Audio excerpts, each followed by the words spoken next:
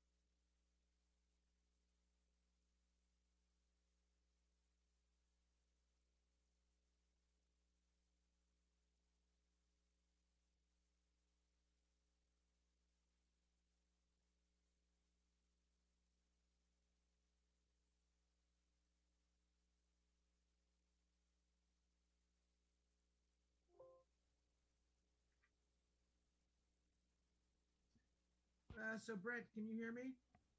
Yes, I can hear you. Can you hear me? Mike, can you hear me? If you're speaking, I can't hear you. Okay. Can you hear us? Hello? Nope. We're not on mute.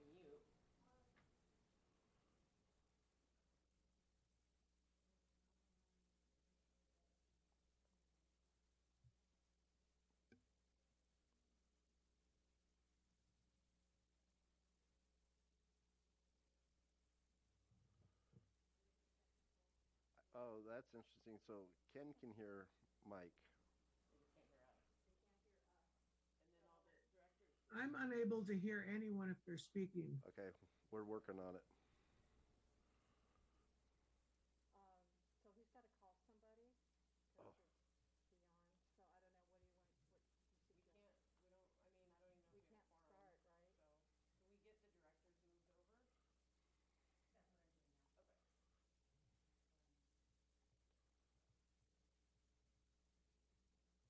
now. Okay. So, Mike, this is Ken. I can hear you. I can hear you, Ken. Yeah, I can hear you guys. Are you able to hear Was that you, Alice? Nope. the live feed from the boardroom?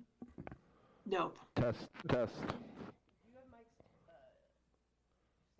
Mike Labar? Yeah, you could text him and just he can do roll call, and then you could go to closed session. Since they can all communicate. And Mark, you can just raise your hand or something. Or I can chat with Mike if I can get in.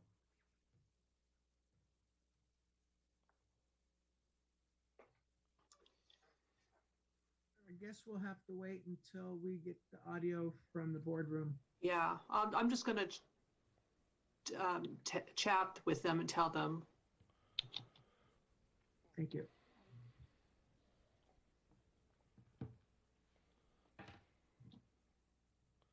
All right, I'm gonna join, so if someone can move me as a panelist. Oh, maybe Mike hears me now.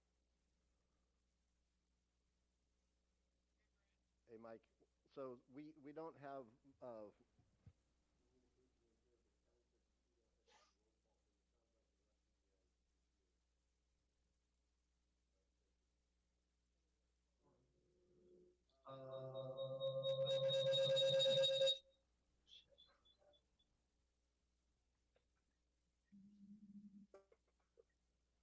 This is Ken. I'm unmuted.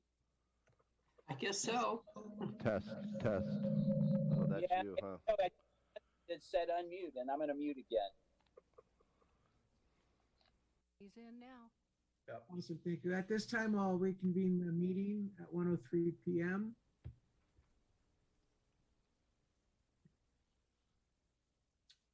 will you join me in the Pledge of Allegiance?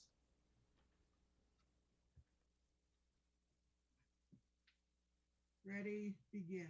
I pledge allegiance to the flag of the United States of America and to the republic for which it stands, one nation under God, indivisible, with liberty and justice for all.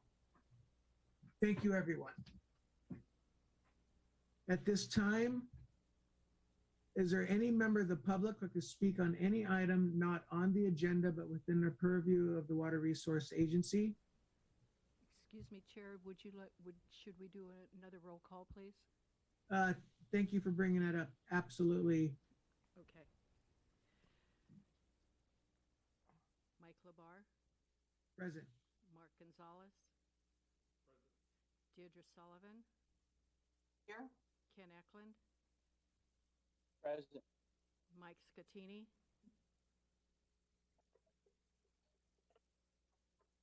Jason Smith, Here. Matt Simus, Here. Marvin Borzini, Here. and let the record show John Bailey is absent. Thank you. Thank you, Alice. We'll now move on to public comment. Is there any member of the public who can speak on any item within the purview of the Water Resource Agency? Again, I'll ask, is there any member of the public who would like to speak on any item in the purview of the Water Resource Agency? Have we received any public comments in writing? And nothing written. All right, hearing and seeing none, we'll now move on to the consent agenda. Chair, Is there any, yes? sorry to interrupt, but I need to report out on closed session as well.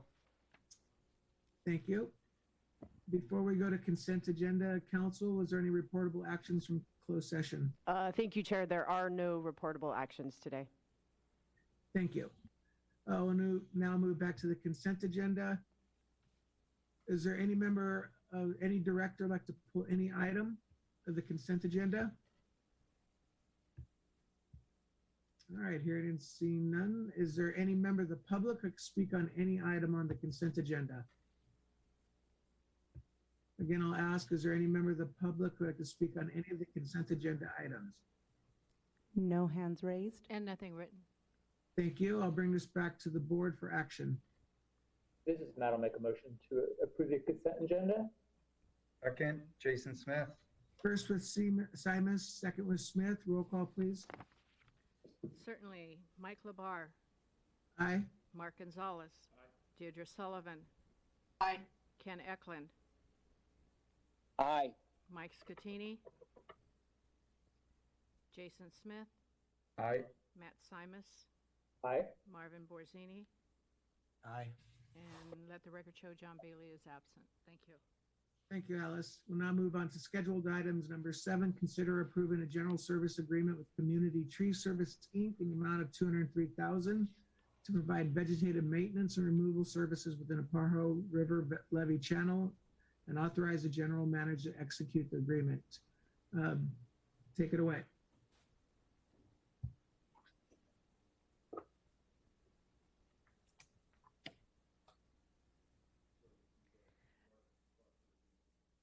Chair, we have Mark Foxworthy that has his hand raised at this time.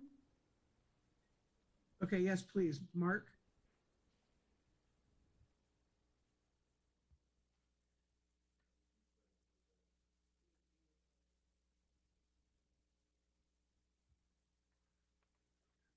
Mark is in the attendees section.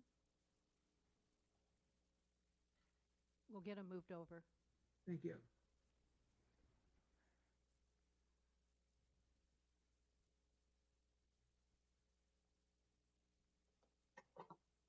So Mark, I assume this is your report? Yes, sir, it is. So, good afternoon, directors. Mark Foxworthy, Water Resource Agency. Today I will be presenting on this item.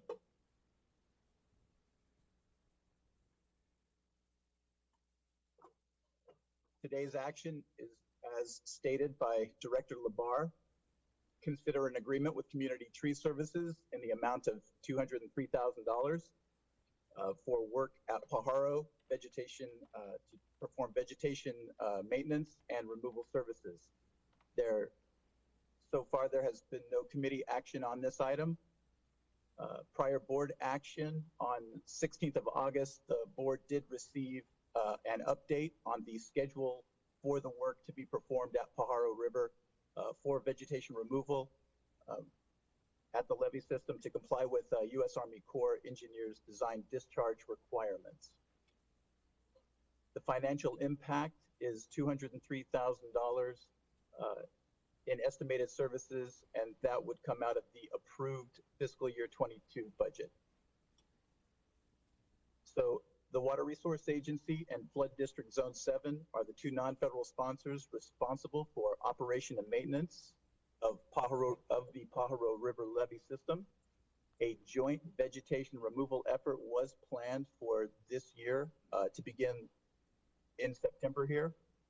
The purpose of the vegetation removal was to reduce the channel roughness to allow for increased stormwater capacity. The original design of the Pajaro River levee system was to flow at 22,000 cubic feet per second. That was a 50-year event, or represents a 50-year event. The current flow capacity is about 11,000 cubic feet per second, and that represents a 5 to 7 year storm event. And that was per a recent Northwest Hydraulics consultant report, which they did perform some modeling, and that was compared against real flow data, storm flow data from 2017. Planned vegetation maintenance activities would reduce the risk of levee overtopping for that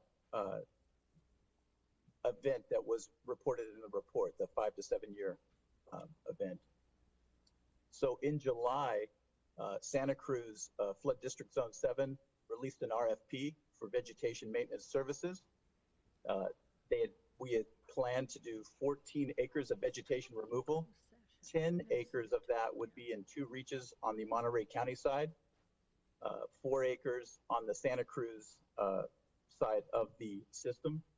Community Tree Services was the lowest responsible bidder, and the initial plan was to issue 1 contract through District 7, and the Water Resource Agency would reimburse under an MOU for services completed on the Monterey County side. Unforeseen culvert repair forced the district to reevaluate their resources and to delay vegetation activities and the contract with Community Tree Services.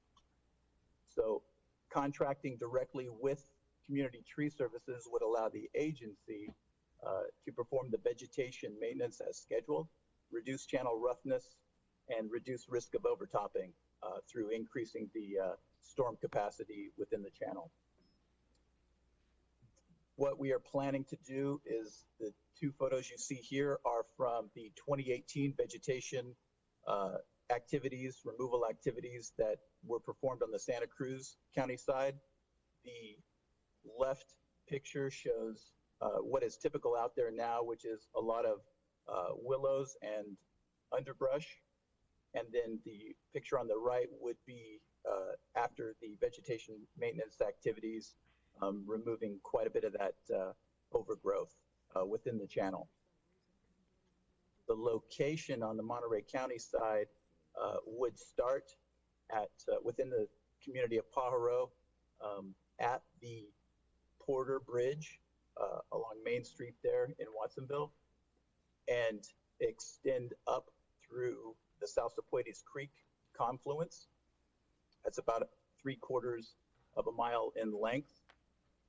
And then there would be a reach where no activities would occur, and then about from the Porter Bridge, about 1.5 miles to 2 miles upstream would be a second reach, reach 6, where there would be a much larger area of vegetation removal near that oxbow that you see on this map. So that's today's action, is to approve general services agreement with Community Tree Service in the amount of $203,000 to provide vegetation maintenance and removal services for the Pajaro River Levee Channel. and authorize the general manager to execute that agreement. Any questions? Thank you, Mark. Let's start with Ken. Yeah, Mark, thank you for the report. I've got a question. So you say that the original capacity of the channel was 22,000, and now it's been reduced to 11,000. After the vegetation maintenance is done, is that 11,000 going to be increased? Yes, Director. That 11,000 will be increased. So we are working with Flood District Zone 7 on a multi-year vegetation plan. So this would be the first year in a multi-year plan to provide for continual vegetation maintenance going forward. But the flow rate, the storm flow rate capacity would be increased, but we would not be at the 22,000 CFS, but we would be in excess of the 11,000. Okay, and that's because of the areas that are untreated, right? Correct. No, okay, thank you. Any other directors, any comments or questions? All right, let me take Marvin, go ahead. I'm out of the loop. So last month on the consent calendar, we spent 600 grand on a backhoe, an excavator, and a dump truck. So evidently there's other purposes for that equipment, or I don't understand. Is it everything subbed out, but then we buy equipment, or which way are we going? So that equipment is for our maintenance crew, but that equipment is used across multiple zones. This activity would be using a consultant with specialized equipment for that vegetation maintenance and removal. Okay. Thank you, Marvin. Any other directors? All right, is there any member of the public who could speak on this item? Again, I'll ask, is there any member of the public who would like to speak on this item? No hands raised. And nothing written. Thank you. Hearing and seeing none, I'll bring this back to the board for action. Mr. Chair, I'll make the motion. Staff's motion. I'll make the motion. Ken. This is not us. First with Eklund, second with Simus. I am so sorry, Matthew. Okay. Roll call, please. Mike Labar, Aye. Mark Gonzalez. Aye. Deirdre Sullivan, Aye. Ken Eklund, Aye. Mike Scatini, Aye. Jason Smith, Aye.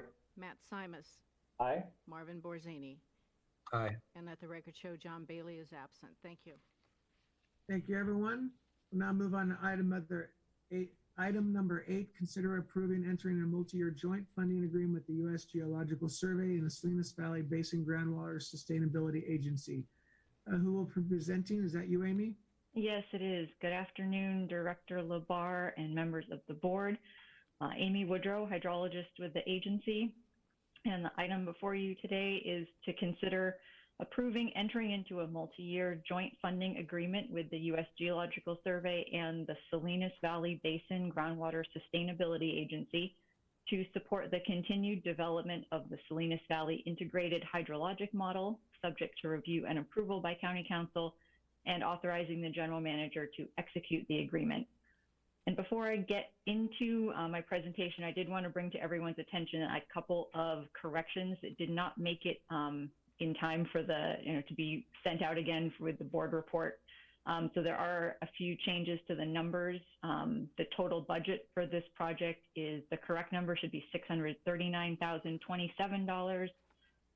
The amount associated with the Salinas Valley Cooperative should be $511,222, and estimated annual costs of $85,000 per year to the agency. I'll get into all of these numbers in more specifics in the presentation. I just wanted to get this out there up front because it is different than what was in your packet.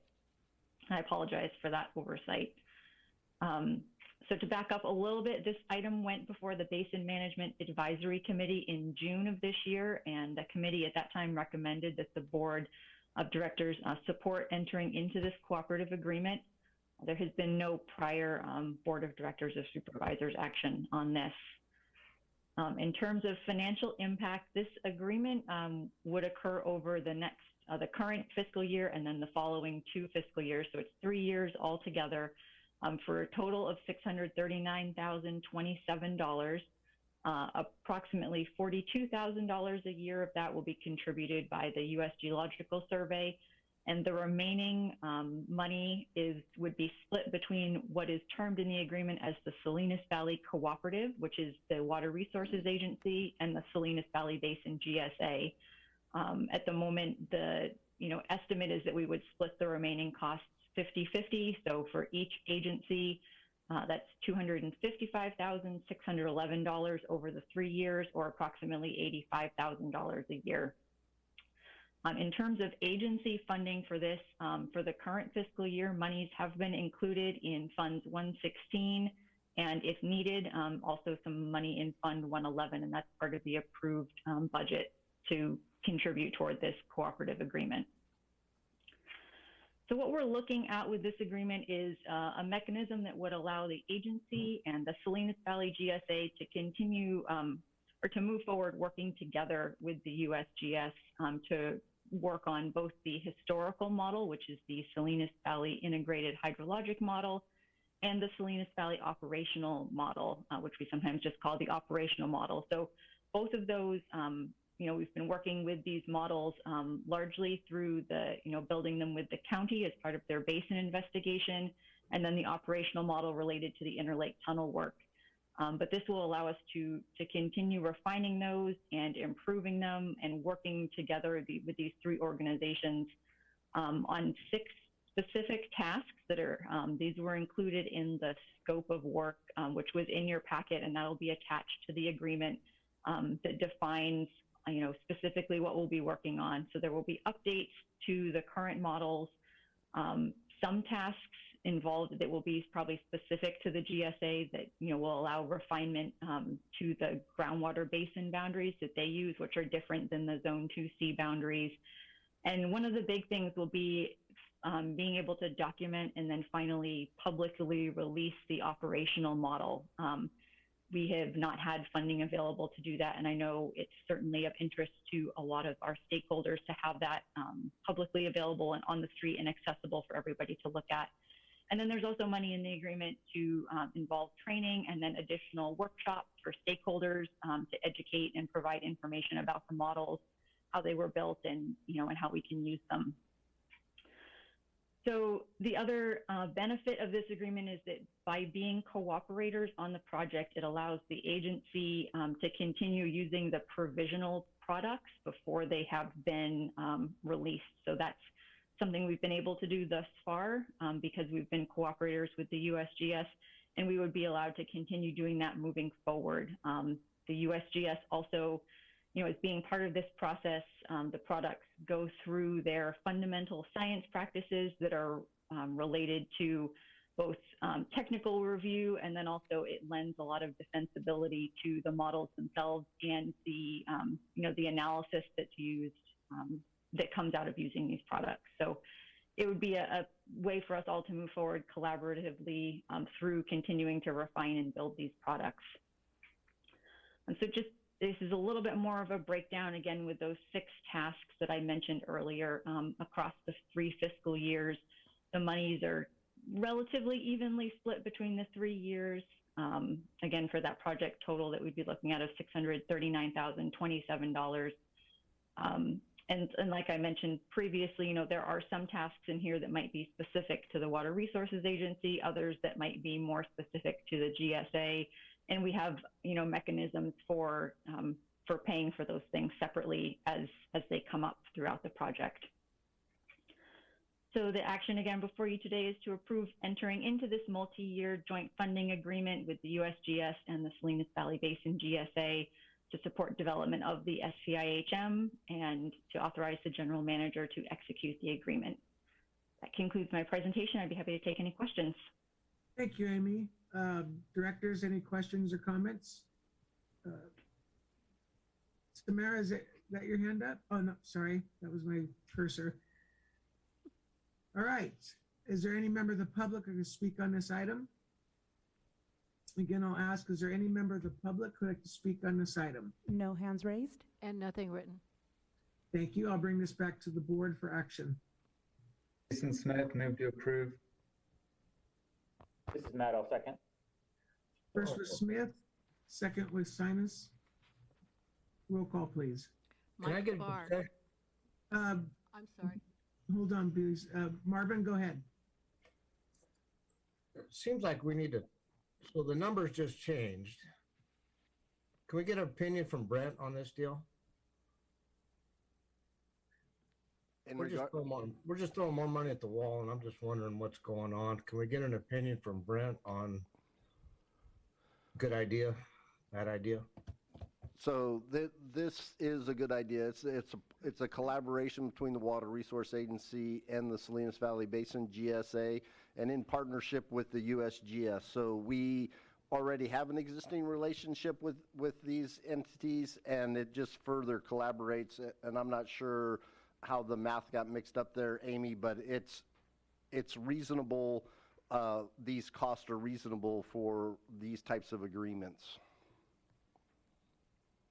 Okay, and part of the reason I'm asking is I don't even know how much money we're playing with. But if you're comfortable with it, then I'm okay. Yes, thank you. All right, roll call, please. Mike Labar. Aye. Mark Gonzalez. Deirdre Sullivan. Aye. Ken Eklund. Aye. Mike Scatini. Aye. Jason Smith. Jason. Matt Simus. Aye. Marvin Borzini. Aye. And let the record show John Bailey is absent. Thank you. Thank you. I'll now move on to item number 9. Consider receiving an update on the status of the Salinas River Habitat Conservation Plan. Is that you, Jason, going to take this? Yeah, thank you. Good afternoon. Let me bring up my presentation.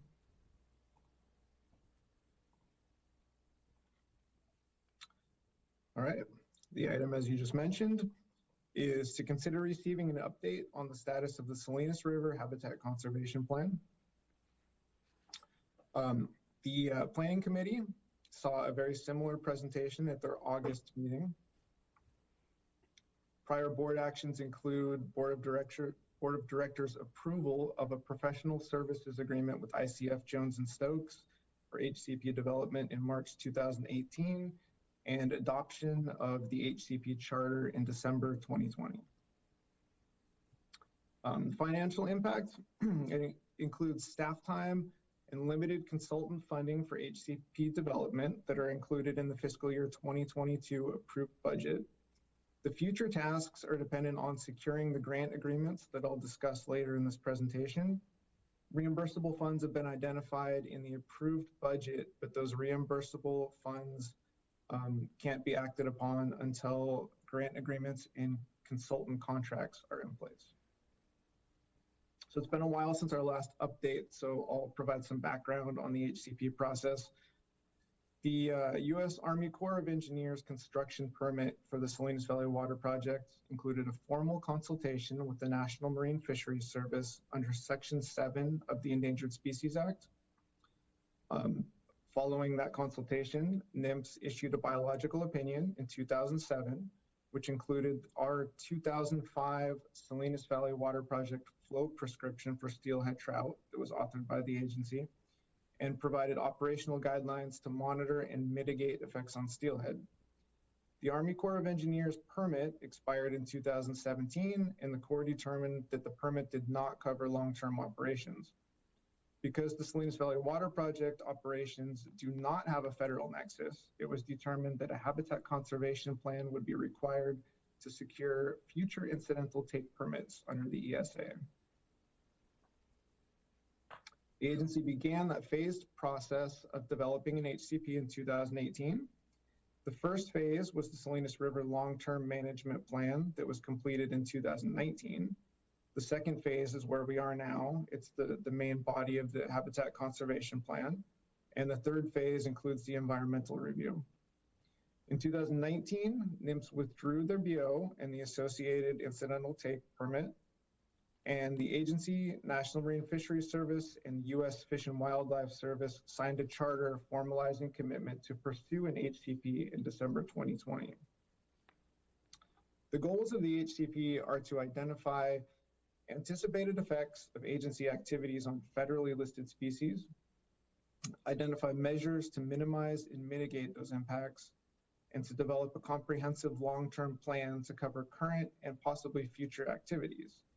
And the primary goal for us is to secure the incidental take coverage for our agency operations.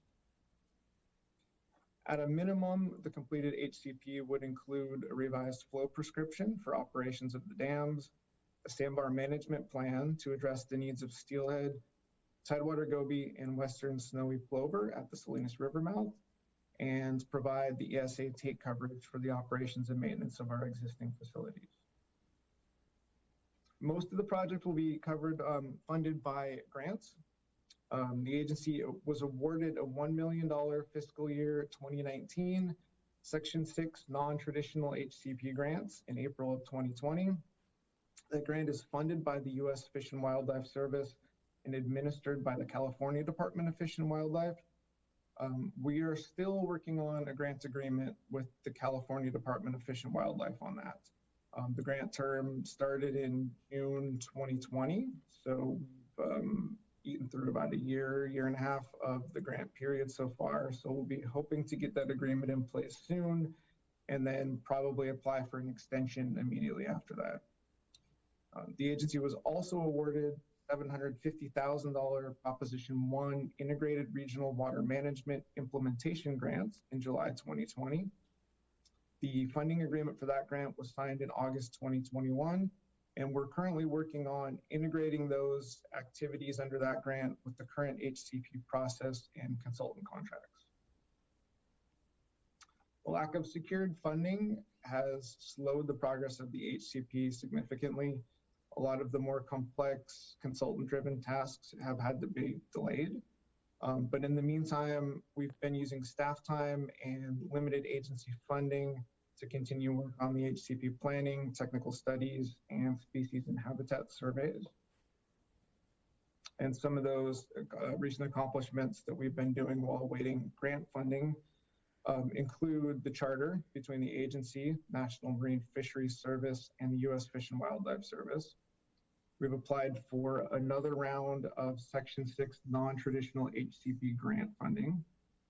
We've completed a Salinas River Lagoon wetland delineation that was submitted to the Army Corps of Engineers for their determination on whether our sandbar management activities should be under their jurisdiction.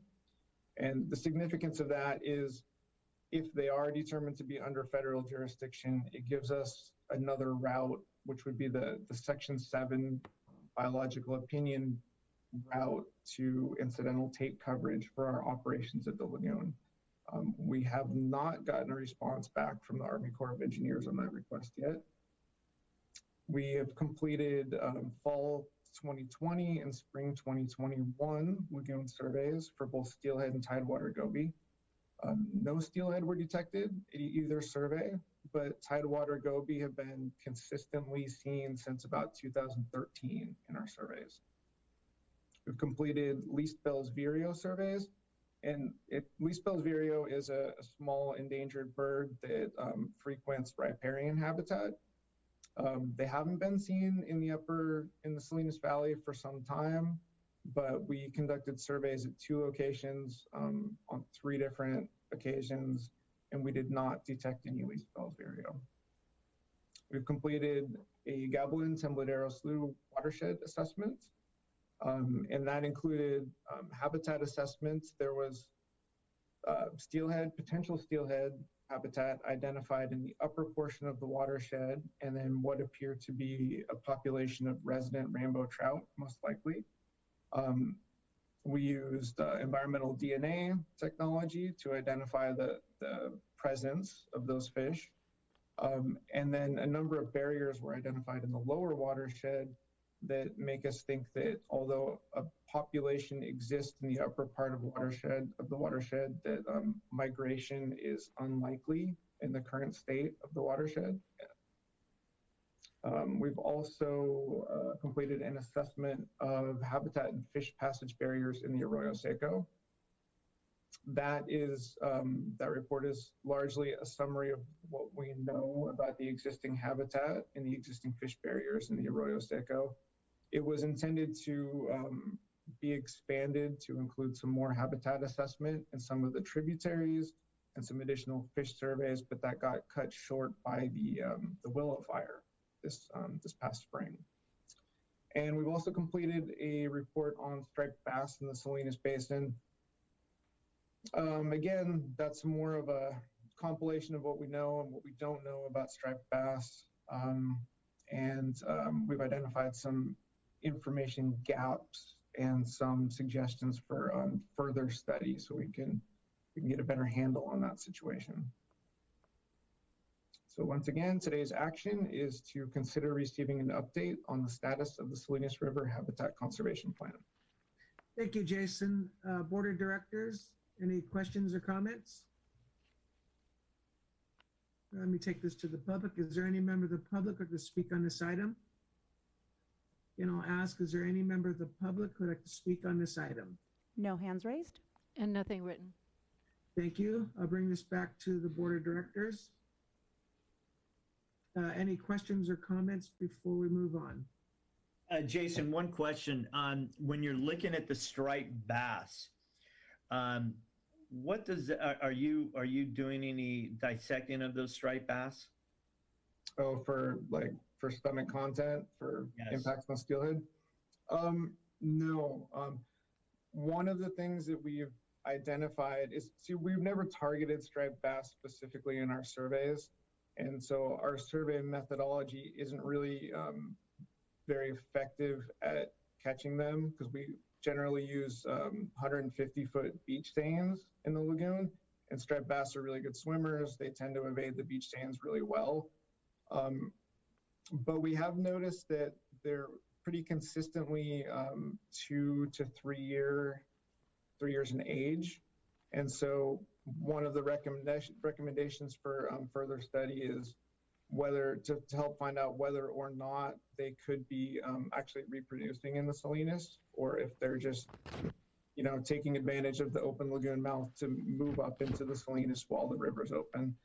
But no, there's some tagging has been done, pit tagging by other entities. And as we continue our steelhead surveys, we'll continue to insert pit tags with the hope of someday having an antenna array where we can kind of track their movement. But no dissection as far as I know. But that's part of the future studies, is to help try to quantify that impact on steelhead in the lower Salinas. Yeah, I think it would behoove you to work with, I believe it was last year or the year before that Trout Unlimited did some tagging in the Salinas River. And if I recall their numbers off the top of my head, within a 3-hour period, they had caught and tagged over 250 steelhead and never recaptured a single steelhead, striped bass.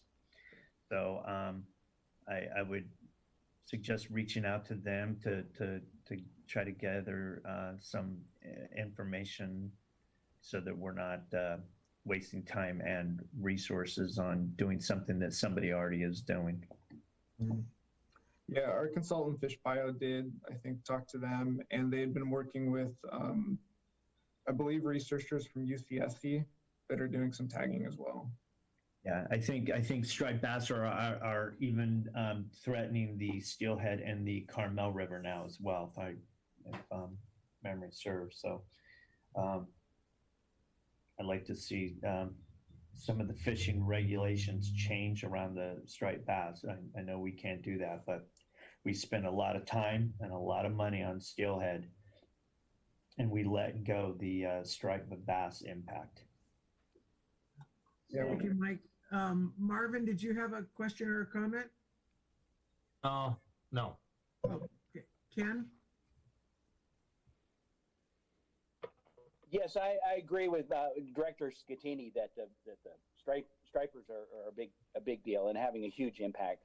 The Carmel River Steelhead Association continues to advocate for control of them, and the regulatory agencies have done nothing. And wondering if it wouldn't be a good idea for us to suggest to the ledge committee that they add that in their package to tell them, listen, we really need you to do something because we can do a whole lot of work, but that many fish are eating probably any of the steelhead that are surviving. So I think we should make that's a more of a political thing because our regulatory agencies are just not stepping up on this.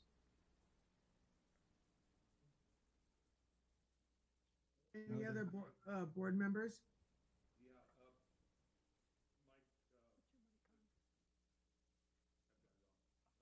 Question, Jason, on the Lease Bell's Vario surveys, how often or how many times are you compelled to conduct a survey on a species that you're not finding?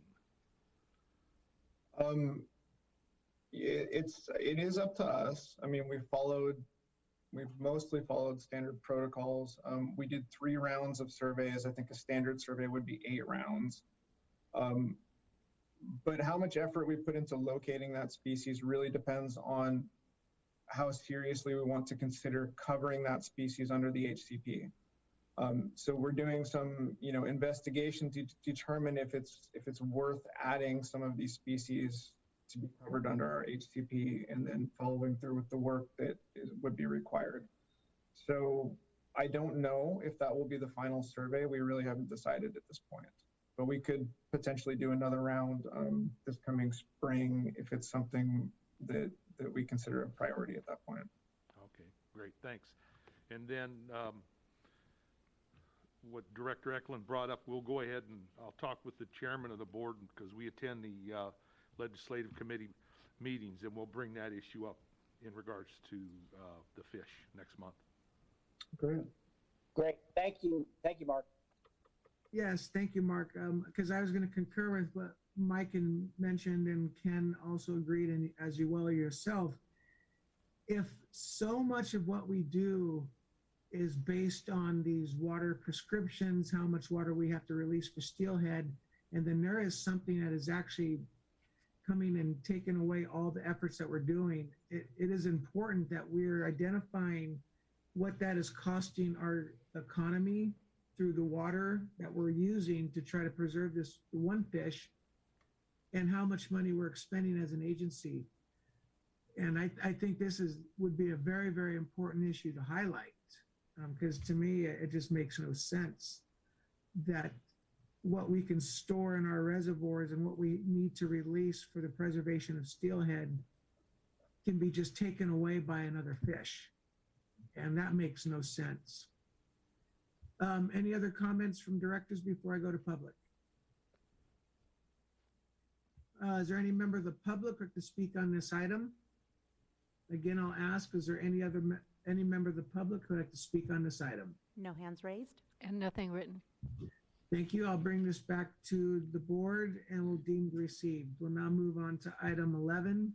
Consider receiving. Excuse me, we need to take action on that item.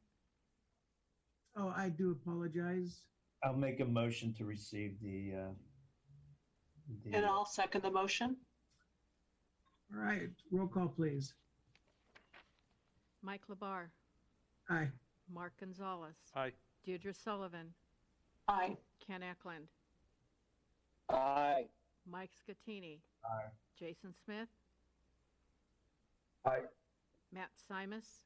Aye. And Marvin Borzini. Aye. And let the record show John Bailey is absent. Thank you. All right, thank you, everyone. We'll move on to item number 11. Consider receiving a report on the 2021 Salinas River Discharge Measurement Series. And this will be who? Director Labar, you skipped over item 10. I'm sorry. Did I jump? I'm just trying to move through this really quick. I'm sorry. I've got number 10 We're for going you. to 11. We're going to number 10. Consider receiving a report on the Groundwater Extraction Management System, known as GEMS, 2020 Groundwater Extraction Summary Report. Tamara? Great. Let's see here. Can you see my screen? Yes. Okay, let me get my camera on. I've got my camera on now. There we go. All right. And presentation mode. All right, here we go. So today's action is to consider receiving the 2020 groundwater extraction summary report. Oh, wait a minute, back up. Tamara Voss, associate hydrologist with the agency here in the hydrology group. I think you all know me. And good afternoon, directors. So this item was brought to the BMAC committee on September 1st, and there is no financial impact to receive this report.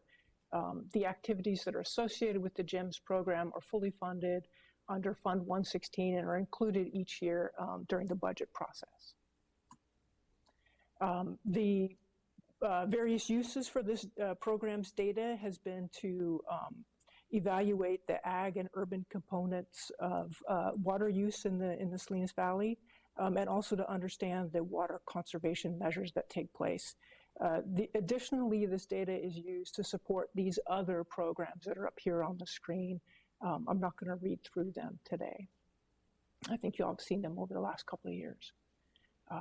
The program area is in zones 2, 2A, and 2B boundary. This is an ordinance-driven program, and it's been in place since 1993.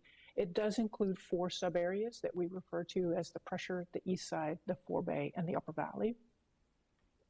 There are 3 components to the GEMS program. The first one is the actual extraction information itself.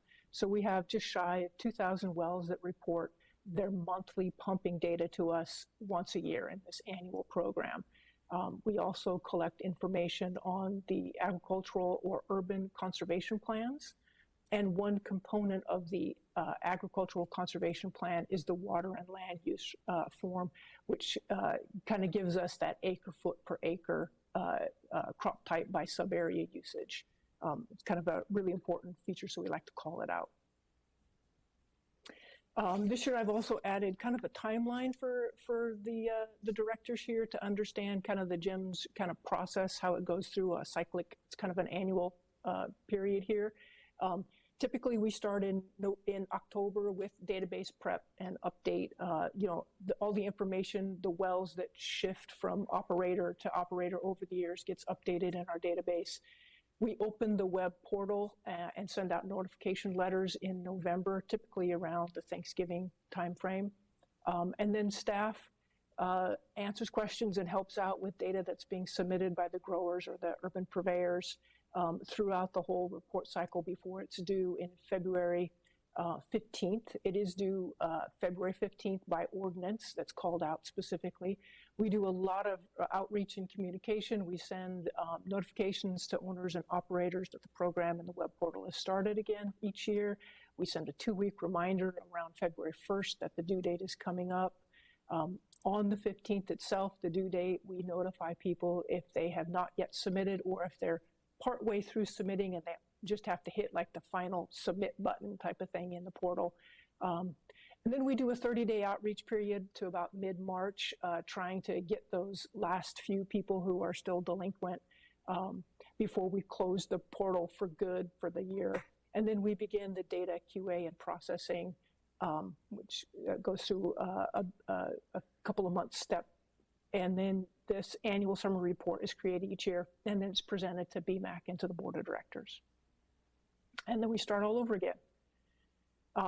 So kind of getting down into the information here in the 2020 total extractions, you can see here that total extractions were 466,000 acre feet for 2020, broken down between the urban and the ag components.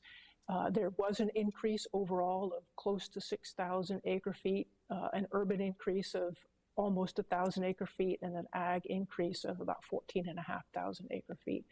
Compared to the 2019. So the little circles on the maps here are a comparison to last year, to the 2019 data set.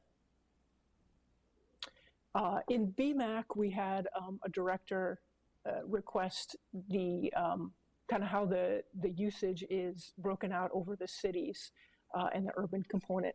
This is created every year and is included in the annual summary report that was part of your packet. It's never been in the presentation as a slide, so I popped that in there this time for y'all to see that. You can see that in total we had, 40,000 500 acre feet used for an urban kind of identified use. And this breaks down across the cities here. These last 4 categories, I hope you can see my cursor, that are labeled as OA means other areas in the pressure in the east side in the Fort Wayne Upper Valley. And that would be a use that's sort of identified or more closely associated with an urban component, but it's not necessarily purveyor or the city itself driven. For example, a park, a school, a cemetery, maybe a business commercial park, it's kind of got that urban component, but doesn't fall under the water purveyor. Let's see, we'll move on to the map showing the extractions that occur in each of the sub areas. So this is the map for the pressure. Each dot represents a well that reported extractions. The dots are color coded and scaled to represent binning, grouping of the quantity of extracted water. And for the next 4, 5, 6 maps, these are all standardized so that the symbology is the same. We also have a little table here with the numbers so you can specifically see those called out, and a little line graph here that goes over the last 5 years. You can see just a snapshot trend here. And then up in the top corner here, I've included the change from the 2019 to 2020 so you can see it without having to do math on the fly here. We'll see that there's an urban increase in the pressure area of just over 500 acre feet and an increase in the ag of just under 4,000 acre feet. Within the pressure sub-area, we also have these kind of other areas of interest kind of focused. We have the CSIP, or Zone 2B, that's the purple area in the map. And then we have this area of impact. And the area of impact was identified in a 90-day working group in 2018. I think it was a CAO 90-day working group. And this roughly corresponds to the area where seawater has intruded to the 250 milligram per liter kind of ISO contour line in either the 180 or the 400-foot aquifer in 2018. And so that's the gray area. And it's called, it's referred to as the area of impact. And so with that, I kind of have just kind of dive into this a little bit to take a look at what kind of pumping is going on in the CSIP area and in this area of impact within the pressure itself. So over here in the top left-hand corner, we've got a table that groups kind of the pumping that we have broken out by ag, urban, and then the total of the 180 and east side, or excuse me, 180 or east side shallow. There's a small section of the east side sub area that's also included in the purple and in the gray map areas. And then the second row here that says 180 and 400 foot represents multi-perfed aquifer wells. So there are 8 wells out there that are duly perfed in both the 180, 400 foot that are pumping actively. And that's the water use here and that kind of thing. And then the rest of the lines are very similar, rows are very similar. You can see that the area of impact has a decrease of 1,800 acre feet from the 400 foot. So this is a shift in water use.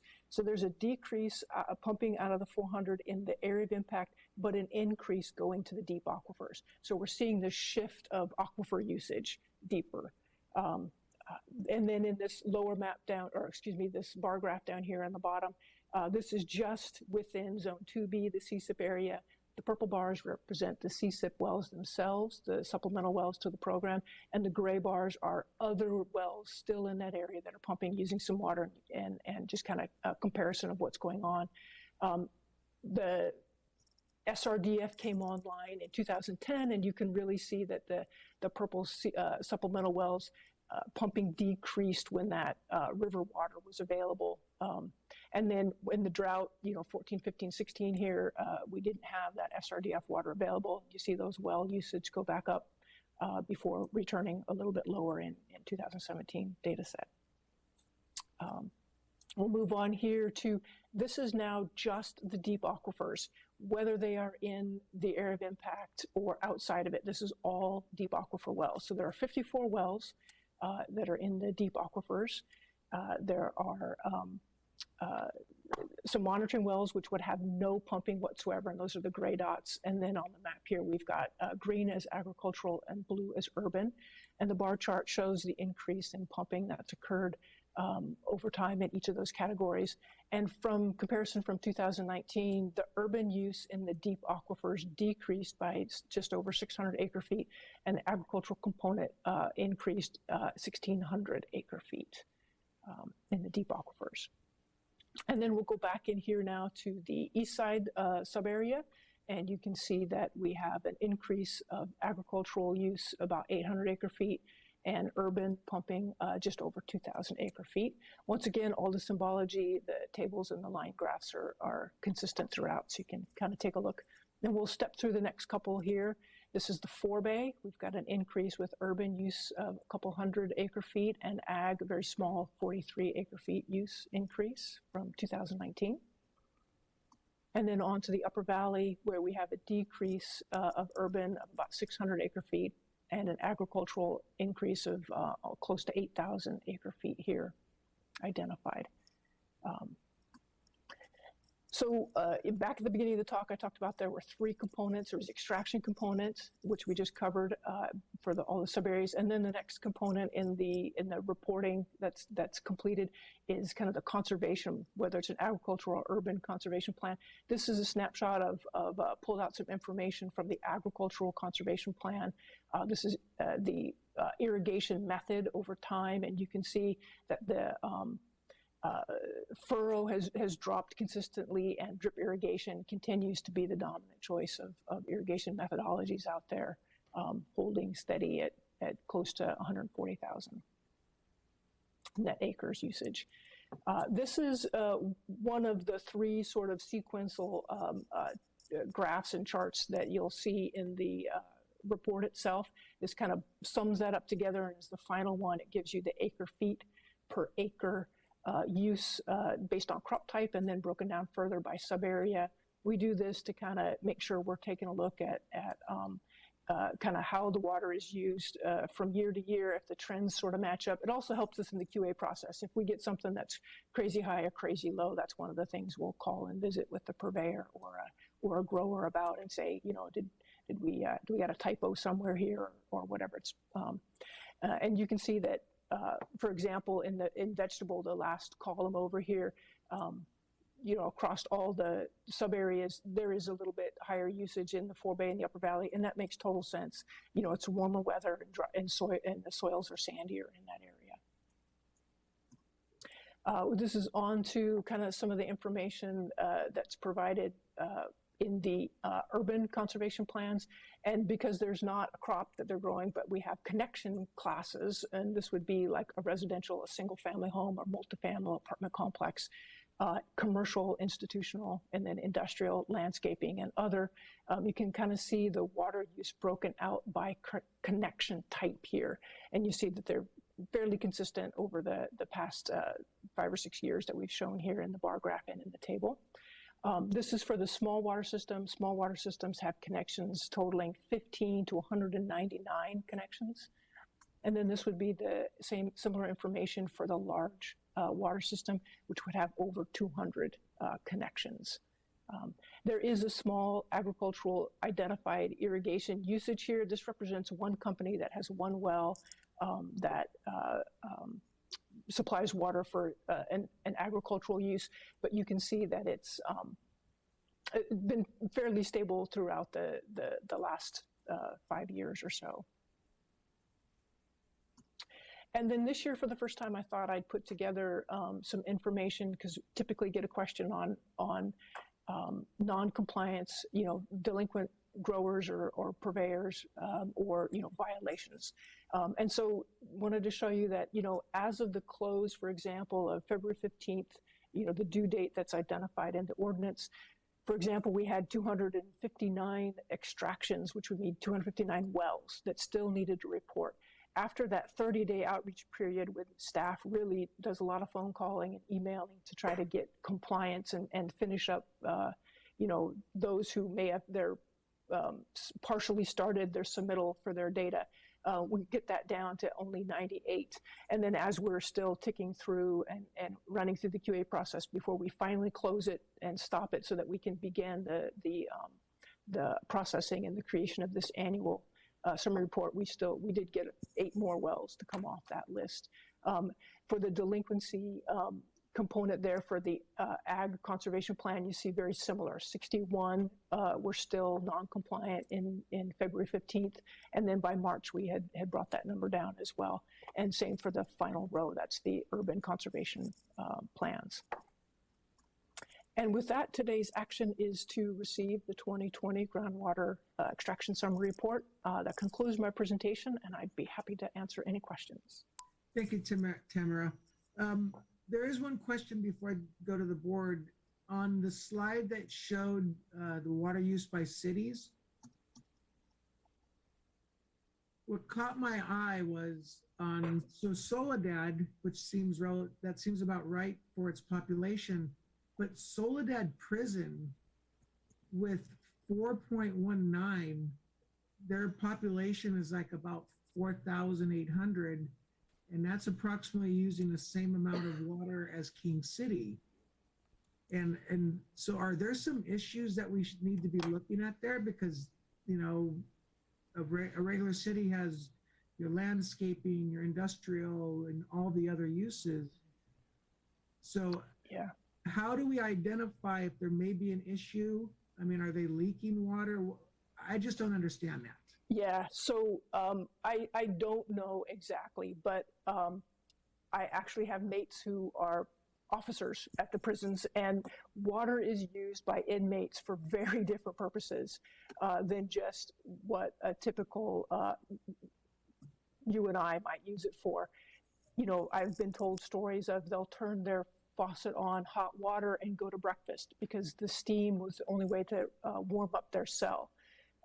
They'll flush toilets to signal when guards are walking on a tower, out on a tier. They'll clog sinks and toilets in protest and demonstration and flood cells.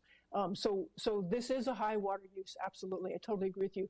I think there is some other use than typically what we would think of as how water is used by a typical person.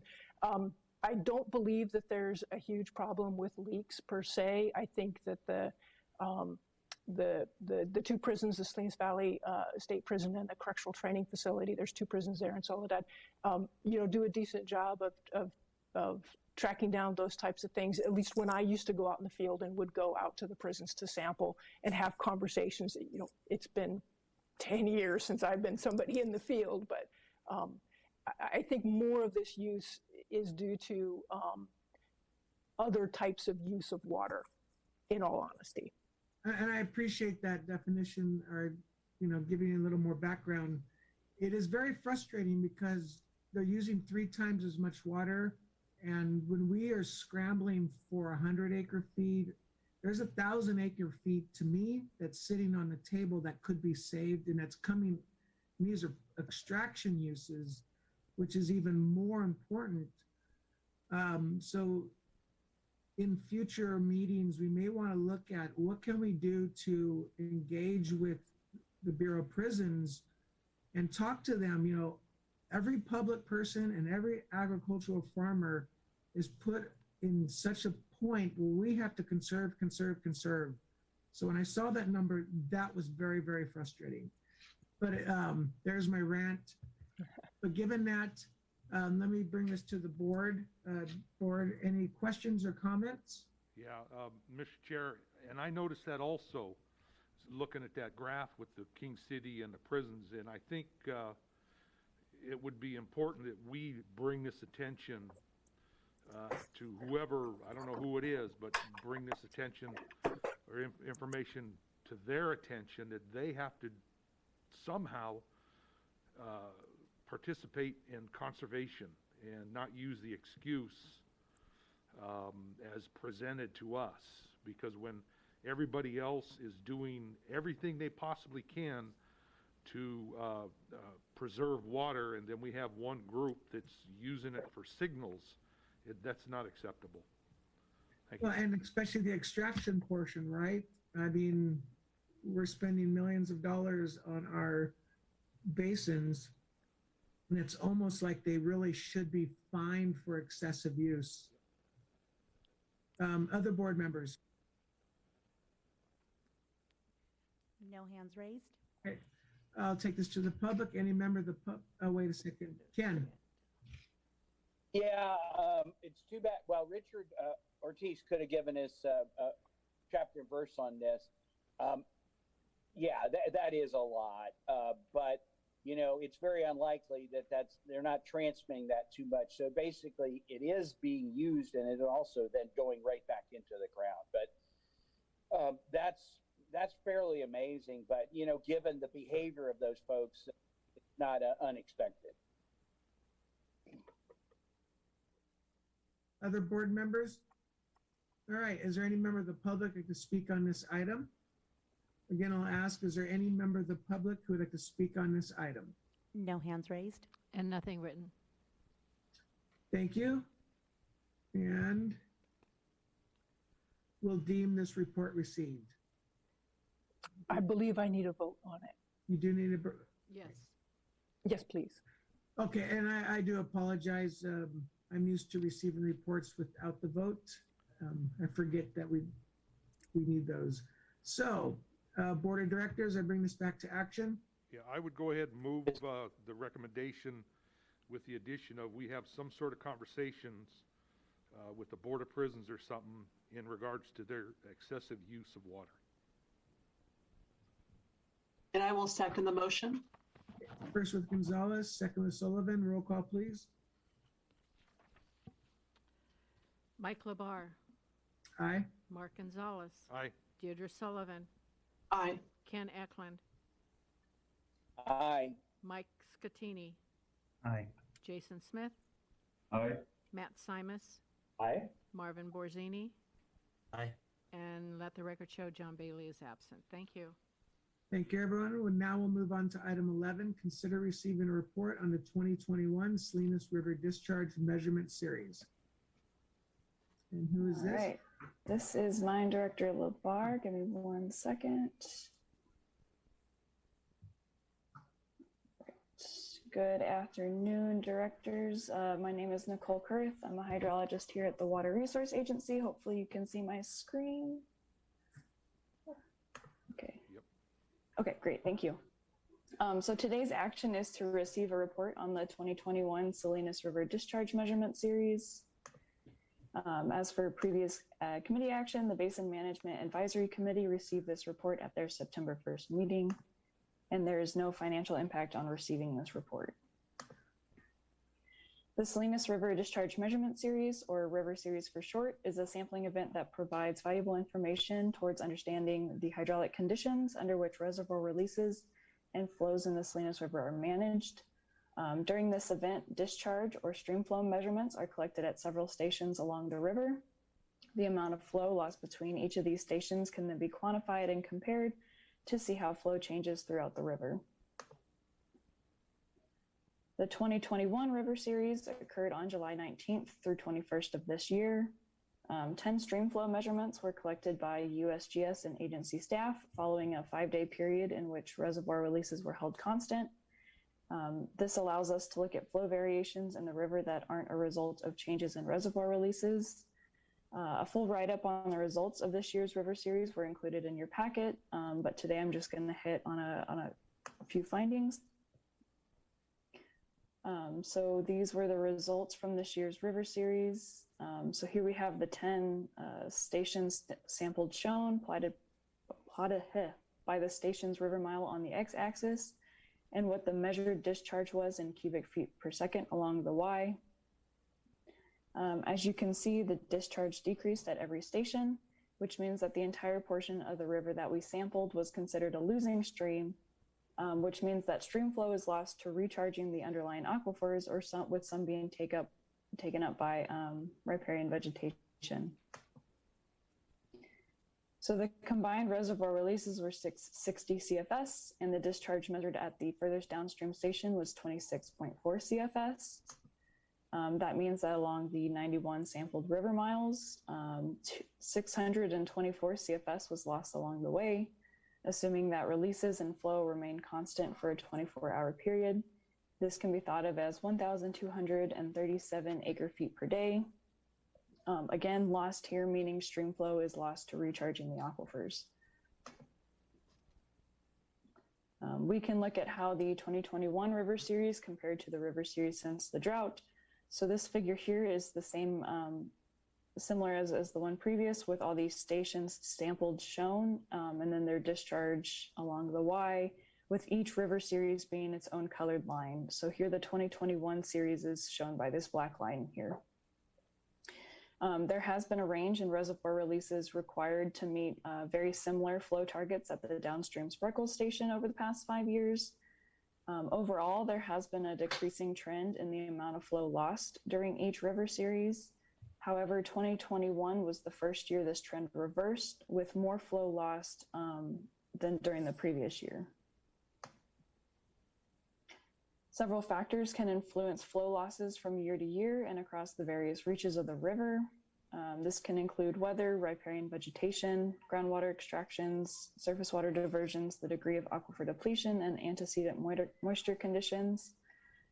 Some of these factors may have a larger impact on flow losses in some reaches of the river than in others. While that level of detail was outside the scope of this memo, we did try to look at some of the factors that would explain the increase in flow loss that we saw during the 2021 river series. One factor we did notice a stronger correlation with was the degree of aquifer depletion, which can be thought of as the long-term decline in groundwater levels and groundwater in storage, usually due to pumping. So comparing to a long-term average, if groundwater levels are below the average, we can assume that there is more aquifer storage available to accept recharge from the river system compared to, say, when groundwater levels are higher.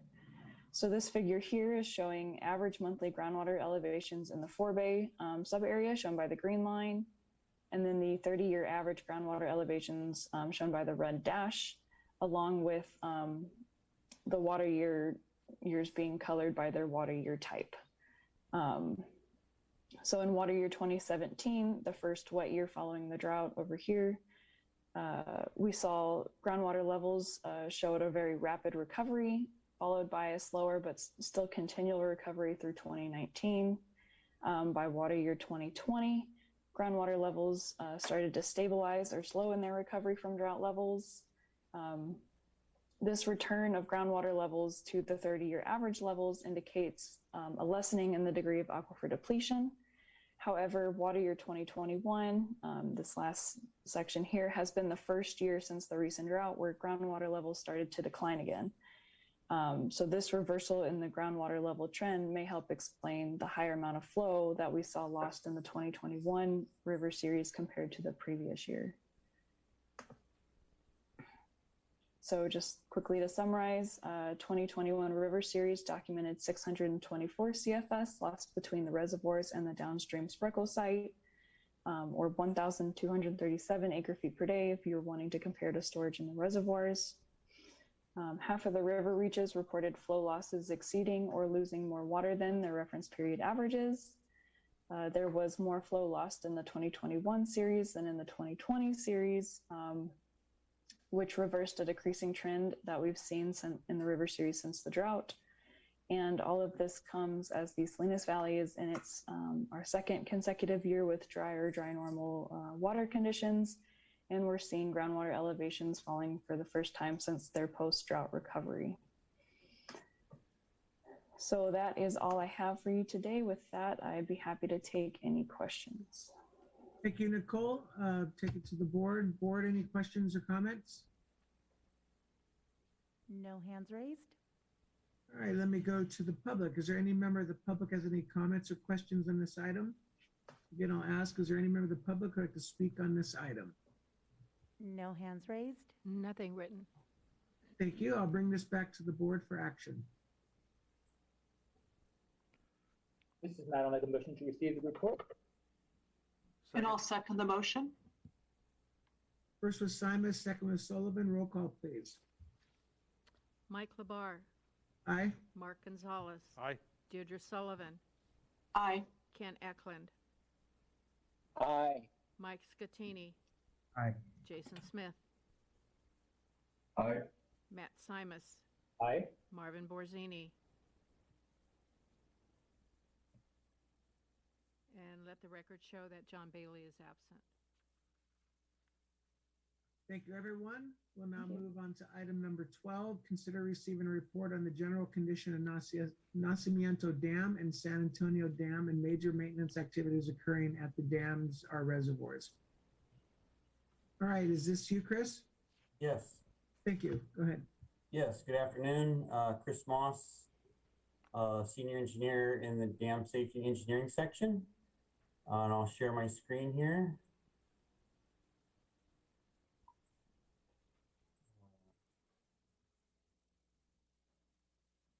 Okay.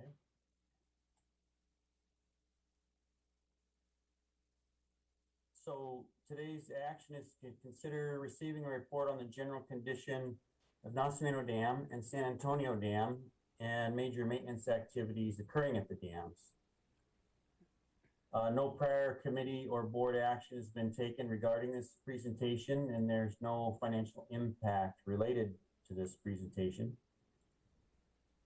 Just a brief background, California Department of Water Resources Division of Safety of Dams, or DSOD, has jurisdiction over both dams with regard to dam safety requirements.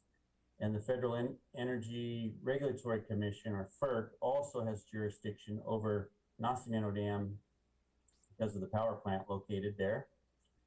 Both DSOD and FERC categorize potential downstream impacts in the event of dam failure with a full reservoir for each dam in their highest respective category shown in the table.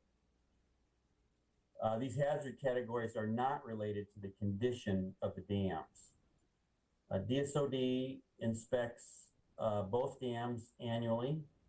FERC inspects Nasimiento annually. The agency hires an engineering consultant to inspect San Antonio annually.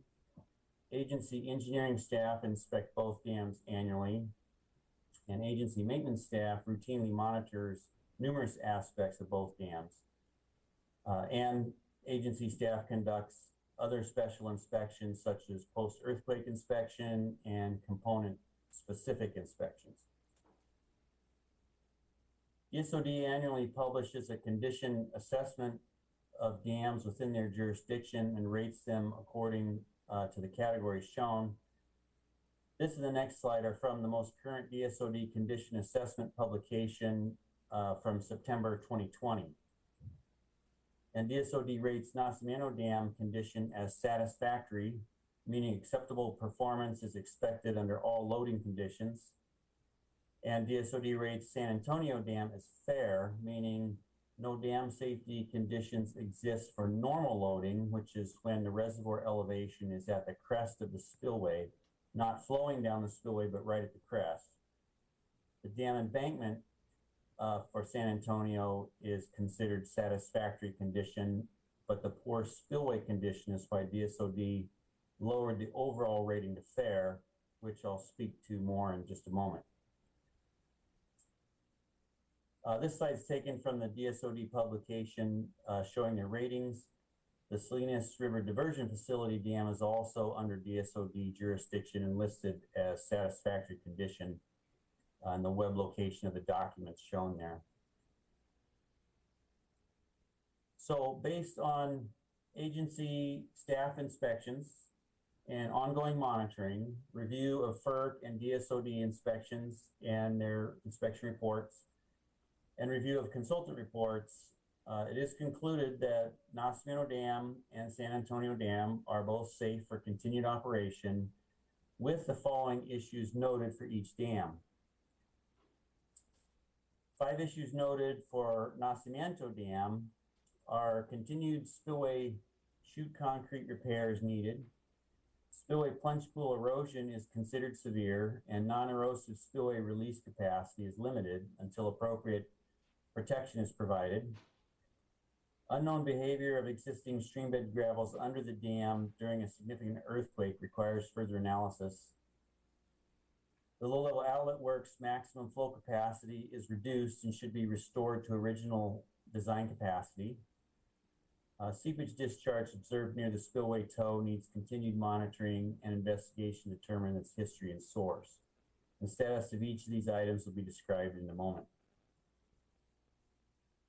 3 issues are noted for San Antonio Dam, which are the spillway is in poor condition and unsafe for use under high flow. Major rehabilitation or full replacement of spillway will be needed to ensure safe performance under significant flows up to its maximum design flow. The SOD has notified the agency that every effort must be made to restore the full function of the spillway by November of 2024. Repair of a horizontal drain pipe at the dam is needed, and substantial low-level outlet maintenance is needed at San Antonio, and the status of each of those items will be described in a moment. So back to Nasimiento Dam, the status of major maintenance items corresponding to the previous issues just noted for Nasimiento. Regarding spillway concrete repair, repair has occurred annually since 2017 and will continue this fall. Work to repair delaminated concrete areas began today and will occur over about the next 3 weeks or so. Design is underway for repair of an area of spillway chute identified with a void under the concrete. Plans and specifications for that repair are being developed now and will be submitted to FERC and DSOD this fall for their review and approval prior to construction. The repair work is anticipated to occur in 2022. Regarding spillway plunge pool erosion, a draft preliminary erosion protection alternatives report is under staff review. A preferred alternative will be proposed. FERC and DSOD initial input will be sought, and a preferred alternative will be selected and further design work pursued. Further details will be brought to the board as they become available. An application for a grant through the California Office of Emergency Services has been submitted that, if it's awarded in full, would fund 75% of the cost of design work up to a 65% design level package. We hope to hear if the grant is awarded in spring of 2022. Regarding seismic stability analysis for Nasimiento Dam, the behavior of streambed gravels under the dam during a significant earthquake requires drilling into portions of the dam to obtain material samples and determine their behavior properties. A drilling plan is being developed now for FERC and DSOD approval. Drilling and material sampling is anticipated to occur in spring of 2022, with the stability analysis to follow. On the low-level outlets, 2 new outlets, valves and outlets were installed a little over a year ago. 4 of 6 outlets are fully functional. The 4 functioning outlets are fitted with orifice plates to reduce cavitation and improve flow control capability.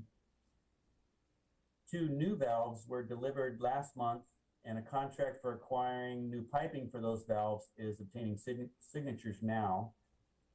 When the 2 new valves just acquired are installed, 1 of the existing old valves will be kept so that 5 of 6 outlets will be functional.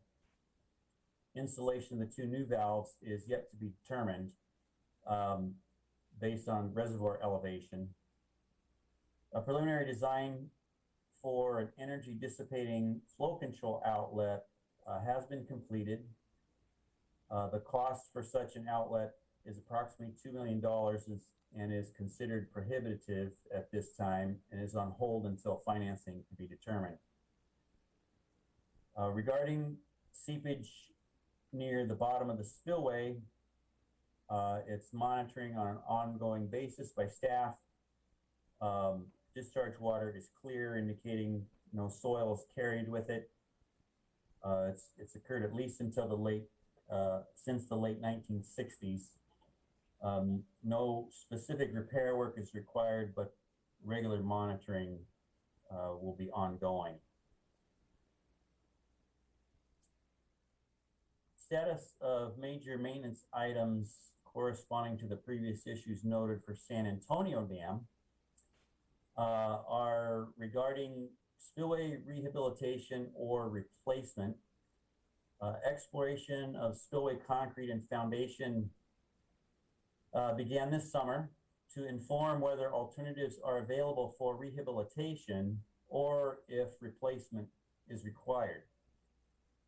An application for a grant through DSOD has been submitted that, if awarded in full, could fund up to 65% of the cost of design work up to a 100% design level package.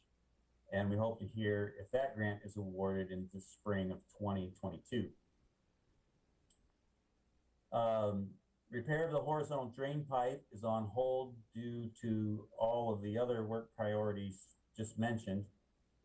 DSOD design review and approvals required prior to any construction on that repair. Regarding low-level outlet maintenance at San Antonio, 4 items regarding low-level outlet maintenance.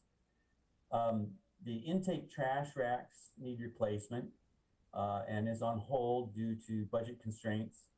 DSOD design review and approvals required prior to construction. A preliminary design has been prepared regarding the installation of 2 access hatches in the low-level conduit, which are needed for safe access into the conduit interior for maintenance work.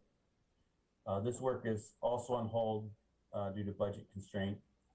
DSOD review of the design and approval is required prior to construction of those hatches. Replacement of the low-level intake structure bulkhead gate is needed for safe entry into the conduit for maintenance purposes. And this is also on hold due to budget constraints. Relining the interior of the downstream half of the low-level conduit is needed. The 4th annual budget allocation of $105,000 will be made this fiscal year to save up for this work to occur by 2026. And that includes my presentation, and I'd be happy to receive any questions. Thank you, Chris. Board, start with Ken? Yeah, thank you. Thank you for the update, Chris. I had a couple of questions. I'm assuming that all of those items that you said, this action is on hold until funding is obtained. I'm assuming that if the maintenance 218 vote goes ahead, I'm assuming those are going to be taken care of? Yes. Okay. And then the other thing is, it looks like you're not going to know for at least another year, maybe a year and a half, whether or not we're going to replace or repair the San Antonio spillway. Is that correct? Yes, it'll be a while. The exact timeline I couldn't tell you right now, but yeah, it'll be a while. Okay. So just, and for Brent, I'm assuming he can confirm this, but that is why we actually built into the maintenance 218, assuming the worst case replacement. So because we certainly don't want to be caught flat-footed on that. Right? Correct. Thank you, Ken. Other board members. Yeah, Mr. Chair, on the trash racks, I thought we already had a set of plans that was approved probably a year ago or so. And if we did, is there a timeline that precludes us from submitting and getting approval by the time we actually start construction on that? Yeah, it was around a year ago or so that a contract was proposed to the finance committee, and we were asked to go back and shop it around the design work. And so with the other things that were going on We haven't got back to that yet.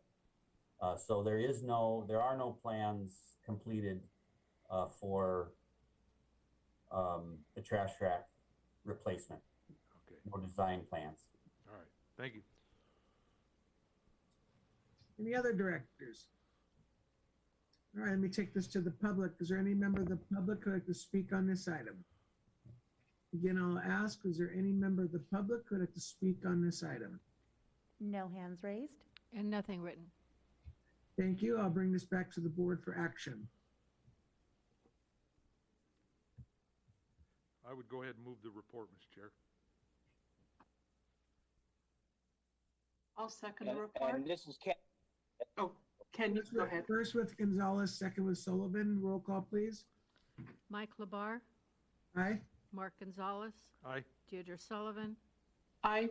Ken Eklund, Aye. Mike Scatini, Aye. Jason Smith, Aye.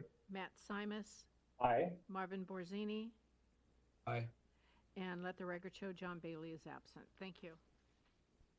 Thank you, everyone. We'll now move on to item number 13. Consider receiving an update on a new lease with the County of Monterey for Monterey County Water Resources Agency land at San Antonio Reservoir. Authorize the general manager to continue negotiations with the County of Monterey and recommend that the Monterey County Water Resource Agency Board of Supervisors approve the lease. Good afternoon, Director Labar and Board of Directors. Brent Buki, General Manager. So the action is, as you just stated, the Water Resource Agency, actually our predecessor, the County Flood Control and Water Conservation District, got into our first agreement with Monterey County back in April of 1969 for the recreation area down at San Antonio on the North Shore and South Shore. That was revised in February of 1982 to include some additional areas of land that was actually being used around the reservoir. And then in June of 2019, the Water Resource Agency, per direction from the Board of Directors, to get together with the Parks Department and bring the existing lease to a current standard. And so those conversations were initiated, and we also wanted to revisit the lease boundaries, the revenue considerations for the general operations, as well as special events down at San Antonio. And since that time, Monterey County Parks has applied for some grant opportunities where they need to show the state that they are locked into a long-term agreement with the landowner, being the Water Resource Agency. So at this point, we have put together this draft agreement, which would be a 40-year lease, and we presented both to the Reservoir Operations Committee as well as P&A, and that's where we stand at this point. I'm available for any questions. Thank you, Brent. And from the committees, did they have any recommendations? Yes, they both recommended supporting the general manager to continue the negotiations. Thank you. Thank you. Ken? Yeah, Brent, I got two questions. One of them is, I'm happy to see that some of the land that the Parks has been using has been broken out for another, as other grazing areas. I'm assuming that that is a Water Resources Agency grazing area, right? That we'll manage like we do the other ones? That is correct. So I've shared that up on the screen here. So as Ken indicated, the areas in gold were historically on the North Shore here, and on the South Shore were part of that park's lease. And so the agency would like to repurpose those. They are not used by the Parks Department. They're not interested in using those areas. And so Water Resources would reclaim that, and we are still determining the best way to incorporate that into either existing leases or new leases. Does that answer your question, Director Eklund?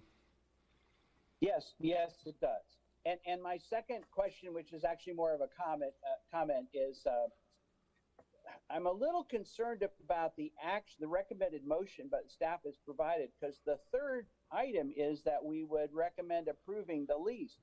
But the lease I want to help them get the grant, but the lease is going in for further negotiation. Is there some way to change the wording of that to say, yes, we are committed to providing this land to them for 40 years. However, we're still working on the details of payment. Yeah, so we have discussed this with Parks, and if the board does not feel that we're ready to complete this lease, that we could create a memorandum of understanding. Am I correct with that, Council? Yes, that's correct. I think the idea, the action before you directors is to get a recommendation so we can move it on to the Board of Supervisors with the acknowledgement that there are still some issues in the lease that need to be ironed out. And the reason we're doing that is because we need to move this forward to have the lease complete to meet their grant deadlines. But as Brent said, if you're not comfortable with that today, another option is some sort of MOU with the county. Instead, if we can't get the lease adopted or approved prior to, I think it was November. Yeah, we need to have it through the Board of Supervisors by October, because that grant application needs to be submitted that first week of November. Yeah, so I would recommend we give them MOA. We have an existing lease with them that has no end date. And so the MOU can say, hey, we're looking at changing some of the features, but we're committed to giving you whatever the time that they need for their grant. I'll tell you what, we've gotten the short end of the stick on this thing since the beginning, and I think an MOU if it meets their needs in the immediate thing, I think that's the way to go. And then, are you recommending that we bring it back to committee? Is that, you want another opportunity for the Board of Directors to review it before we finalize it? Yeah, I guess so. If we come back next month, they'll still have time, right? Again, what we've got is they've got a lease that doesn't have an end time. So the MOU, all it's going to do is clarify with the grantors that yes, you have this land to work with. And then we can do a better job of negotiating a better lease with the county. So, Ken, can I step in for a second? You know, because it was brought before both of the different committees, and I think it'd be important to clarify, because when we were having these discussions at the board level and committee levels, the things that we talked about that were concerns, like the revenue sources, the grazing leases, I think a lot of that has been addressed, and especially on the revenue sources for special events. I thought it was a pretty significant give on their side. Okay, but I haven't seen the final wording of the lease, or okay, so I can't approve today a lease. I don't know what it is. But the point is that, yeah, we don't want to get in their way, but holy cow, they've had 2 or 3 years to work with us on this, and now we're in a crisis mode again. This is not the way to operate. So I would recommend the motion today includes, coming back, obviously checking in with the supervisors, but I can't approve a lease agreement. It's not in front of me.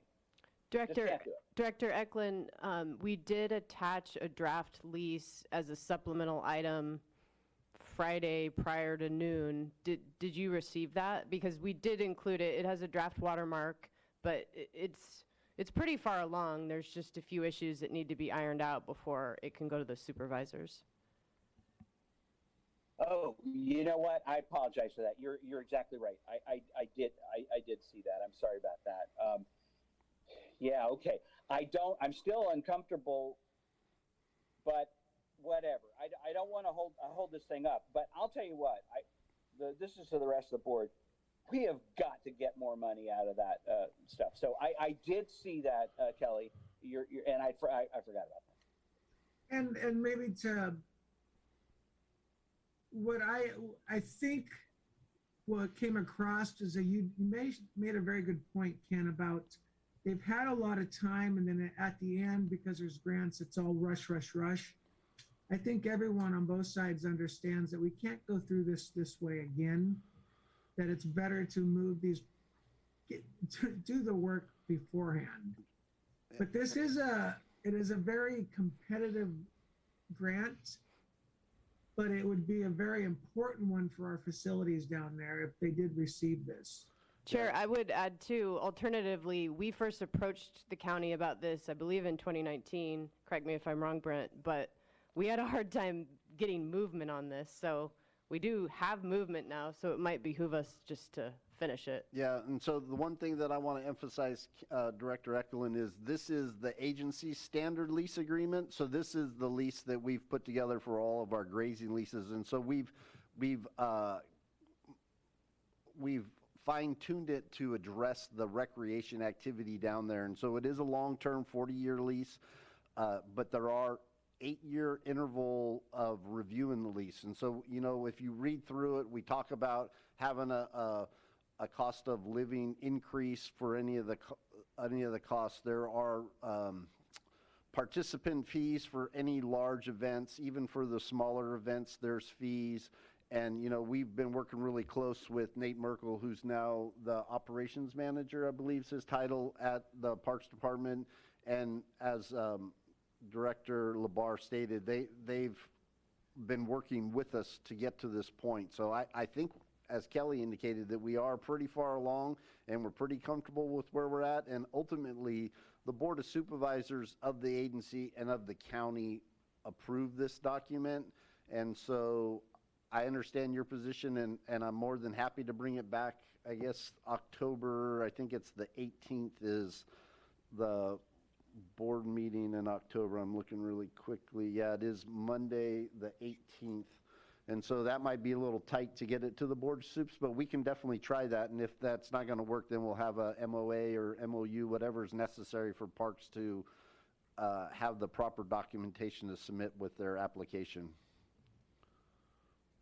Yeah, I would be more comfortable with that. But I think it's very clear that we support them getting that grant, and we're not going to lease it to anybody else, frankly. So, but yes, maybe a little more time. I hope that doesn't put too much of a crunch. That's fine. Yeah, Mr. Chair,